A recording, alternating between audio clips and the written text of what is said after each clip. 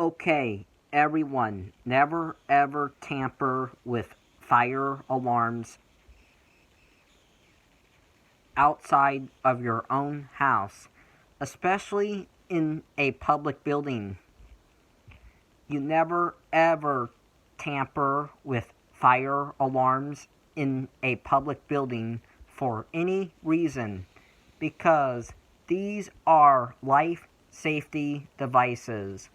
These were made to save people's lives because they alert people that there is a fire in the building and they must evacuate the building immediately. And these also notify the fire department to come and put the fire out. So this saves buildings from being burnt to the ground. So never ever mess with this in a public building.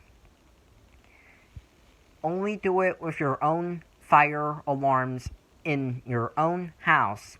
Even if you are going to somebody else's house and they have a fire alarm set up in their house, you still don't tamper with that because those are not your alarms.